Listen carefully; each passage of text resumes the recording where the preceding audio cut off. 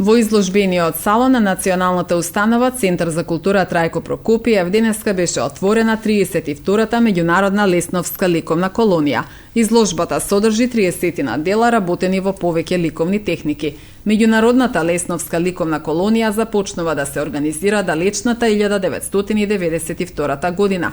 Организатор на колонијата е Домот на културата Злетовски рудар од Пробиштип со финансиска поддршка од општина Пробиштип, а оваа година е избрана на годишниот конкурс за финансирање проекти од национален интерес во културата за 2024 година. Изложбата во Куманово ќе биде поставена до 5 март. Ова е традиционална изложба која се одржува во приобавиот комплекс на Лесновскиот манастир во близина на Пробиштип.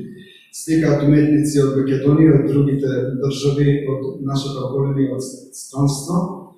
Би сакал подетално за изложбата и за тоа како се одвива сето тоа таму да ви обясни директорката Сандра Мјалковска. Благодарам уште. 32-то издание на Лесновската ликовна колонија се одржа минатата година од 26 јуни до 30 јуни.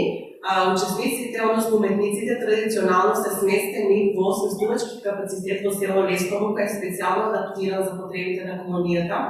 Таму се сместени, таму престојуваат тие денови и таму творат. Ќе кажам дека својата инспирација ја црпат од еден од најубавите манастири и едно огромно духовно светилиште, Лесновскиот манастир, кој што е прекрасен, не само манастирот, туку и природата која што е во самото Лесново. Во минатото издание имаме 17 уметници од нашата држава, од Република Бугарија, од Република Канада, и овде ќе ве замолам со еден огромен аплауз да го поздравите вашиот заедник. Господин Трајан Трајковски, кој што беше учесник мината годишната колонија, кој остави две извонредни дела, кои што секако може да ги погледнете овде изложени. Издание 32-то издание на Лесновската колонија беше проект кој што е поддржан од Министерство за култура на проектите од национален интерес.